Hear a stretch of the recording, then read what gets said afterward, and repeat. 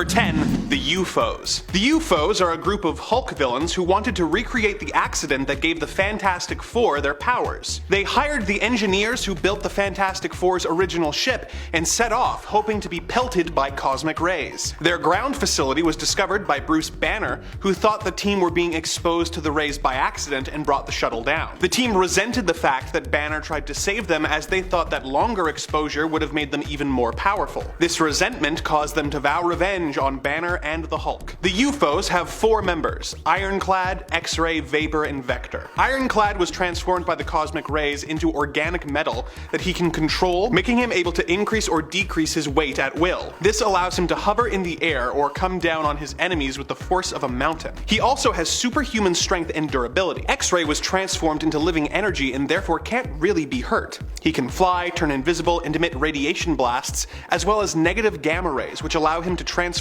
Hulk back into his human form. I suppose he could also use this power to give most of the Avengers cancer. Vapor can transform into any gas she wants, usually using it to poison her enemies. Vector has telekinetic powers which he can use to move objects as well as focus into blasts, which have shown to be able to flay most of the Hulk's skin. Sure, the Hulk has managed to take them out on his own, but if they can get him off the board with X-Ray's powers, the other Avengers will have a challenge taking out this supergroup gone bad. In at number 9 is the Sinister Six. Spider-Man is one of the best heroes Marvel has to offer. Maybe not the most powerful, but arguably the most popular and inspiring. But gosh darn it if he doesn't have a knack for absolutely ticking off his villains with incredibly good, and some might say annoying, quips. He drives villains insane, which is likely why his 6 greatest villains came together to try and bring him down for good. The original team was made up of Dr. Octopus, Electro, Kraven the Hunter, Mysterio, Sandman, and the Vulture, and each one of these villains can arguably give the Avengers a hell of a time on their own, but together they are a force to be reckoned with. There have been multiple different versions of this team, with other villains swapping out, and sometimes they've even had more than just 6 villains on the team. Dr. Octopus, Electro, and the Vulture are usually there, but some other strong villains who have shown up on this team include Green Goblin and Hobgoblin, Lizard, Rhino, Scorpion, Shocker, Venom, and Swarm. Now, I'm keeping them all the way up here because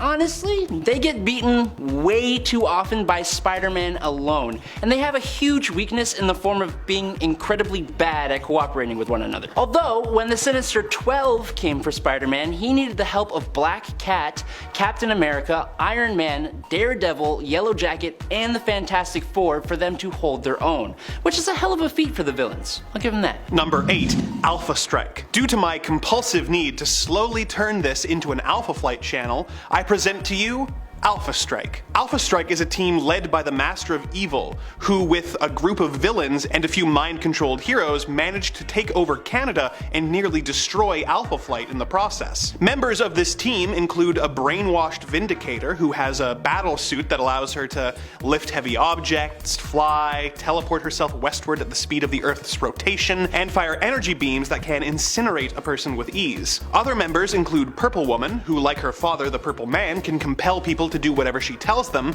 Citadel, who has a healing factor and adamantium armor grafted onto his body, as well as super strength so powerful he was able to send Colossus flying, the Wendigo, who routinely gives the Hulk a run for his money, and Ranark, who is a powerful user of dark magic, who was once a shaman who tried to claim enough power to become a god. And to anyone who doesn't think the Master would be a threat to the Avengers, I remind you that he already was, as it was he, disguised as Canada's ambassador to the Alpha Flight space program, who manipulated the Inhuman Profiler's evidence in order to isolate Captain Marvel and help cause the second Marvel Civil War. Number 7. The Liberators. Hailing from the Ultimate Universe of Earth 1610, the Liberators are a group of supervillains who, with under-the-table support from the governments of Russia, France, China, North Korea, Iran, and Syria, invaded the United States. In an effort to counter the United States super team, the Ultimates, the team consisted of each country's version of a super soldier, as well as thousands of mercenaries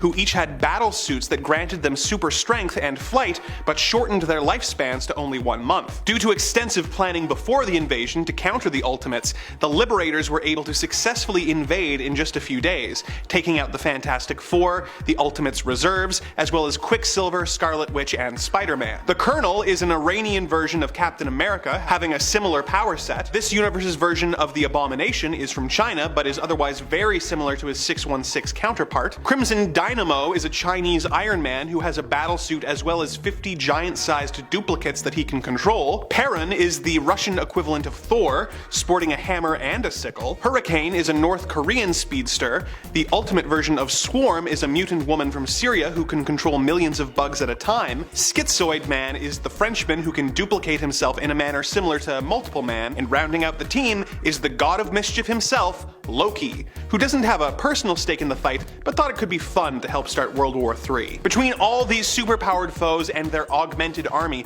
the Avengers of Earth 616 would have a hard time overcoming these liberators. Coming in at number 6 is Intelligentsia. While some teams have power in raw strength or battle prowess, Intelligentsia has brain power, which basically means they get away with things much more often and for much longer. The team is made up of some of the smartest villainous minds. The leader, MODOK, Mr. Sinister, Wizard, Dr. Doom, Egghead, Claw, Mad Thinker, and more have all at some point been a part of this group. Initially, they formed to exchange information between themselves, but then began collecting parts of the Library of Alexandria scattered in some of the most legendary places, because that's just how it works, and they even caused the arrival of the Beyonder. But in my humble opinion, the team became much cooler during World War Hulk. When Hulk came back to Earth, waging war on the planet, Leader brought the team together, and using their knowledge to hack into defense satellites and harness cosmic energy, they brought the hulking behemoth all the way down to the ground. Using this tech, they managed to figure out how to use cosmic energy and gamma radiation to create incredibly powerful beings like the Red Hulk, Red She-Hulk,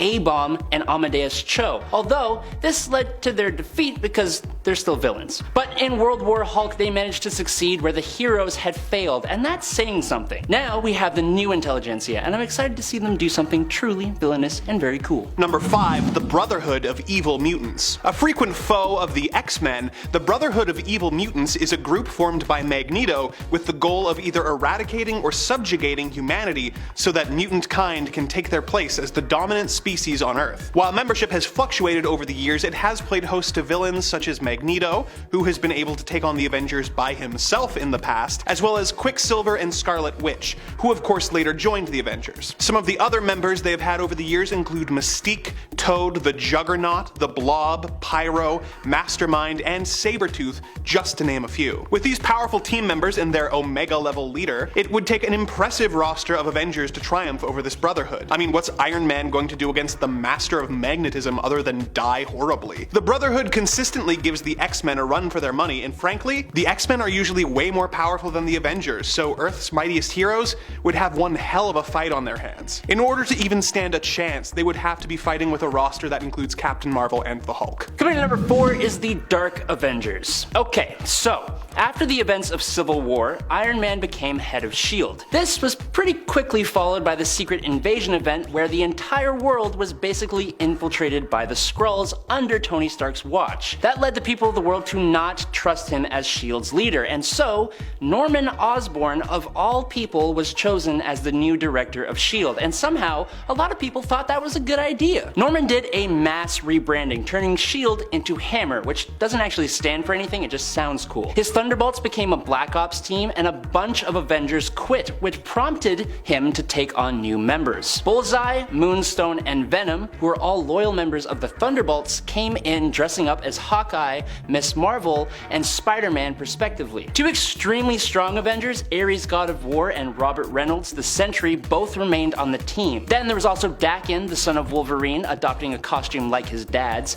and Novar, a Kree who took on the Captain Marvel title. Lastly, Osborn himself suited up in a suit of Iron Man armor, but with the Captain America red, white, and blue, plus a star, dubbing himself the Iron Patriot. A team that includes Sentry is almost always a powerhouse, but then you add these other team members and manipulate Sentry to unleashing the Void, the heroes had their hands full just trying to deal with these Dark Avengers and Norman Osborn's hammer. And in at number 3 is the Horsemen of of Apocalypse. Every time the ancient, incredibly powerful mutant Apocalypse shows up to cause a headache for the heroes, he is almost always accompanied by his horsemen. Extremely powerful mutants, and sometimes non-mutants, chosen by Apocalypse to receive biological, genetic, and celestial enhancements that push their power to a substantially higher level. They can have their powers augmented or receive completely new powers altogether, whatever would help Apocalypse and whatever his current goal is. Some of the most powerful beings have been one of the Horsemen at some point. I'm talking characters like the Sentry,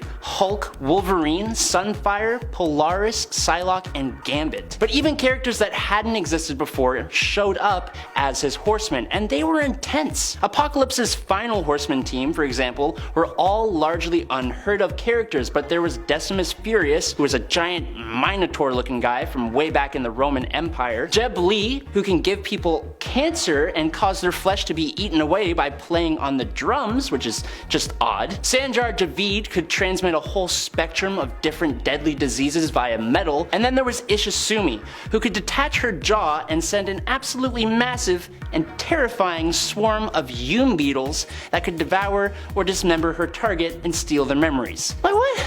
And I haven't even spoken about the first Horseman, and I'm not going to. Number 2, the Black Order. The goal of the Mad Titan Thanos is to wage war on life itself in an effort to impress the woman he loves, who also happens to be deaf. In order to help him with this goal, he has assembled a team of aliens to serve as his generals, the Black Order. Members include Corvus Glaive, who is not only a tactical genius, but immortal as long as his blade remains intact. Hela, the goddess of death, the Primordial Elder, the Challenger, who can access residual energy from the Big Bang, the telekinetic sorcerer Ebony Maw with persuasive powers, Black Swan, who can shoot optic blasts and has so much strength that she escaped from a prison designed to hold a Herald of Galactus, Black Dwarf, who is pretty much just big and strong, and Proxima Midnight, who is an expert combatant with super strength, endurance, and near invulnerability. They were memorably featured in the Infinity War movie and caused just as much, if not more, trouble for the heroes in the comics as they do in the film. And in at number 1 is the Cabal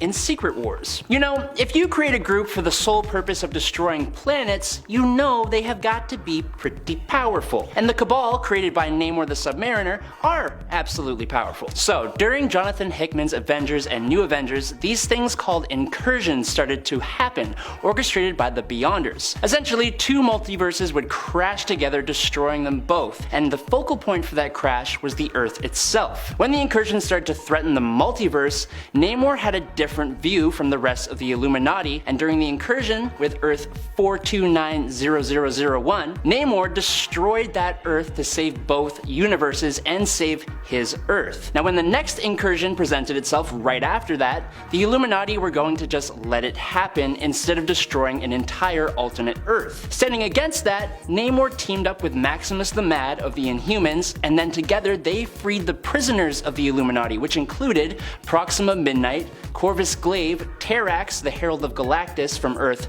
13054, Black Swan, and the Mad Titan Thanos himself. Basically, this is like the Black Order from the last point, plus some insanely powerful additions. And they are very powerful. This group of villainous powerhouses were sanctioned by the United Nations to destroy the alternate Earths that appeared during incursions. While Namor had planned to use explosions to destroy the other Earths, Thanos, who pretty much took control of the group, led them in what was basically a complete and utter slaughter. After Namor tried to betray the group during another incursion, they instead became trapped on the other Earth and escaped to the ultimate 1610 universe, where they welcomed an evil alternate version of Reed Richards, known as the Maker, onto that team, making them even more powerful. When they survive the end of the multiverse and end up on Battleworld, this group was strong enough to face an army of Thors, but they didn't really stand a chance against God Emperor Doom.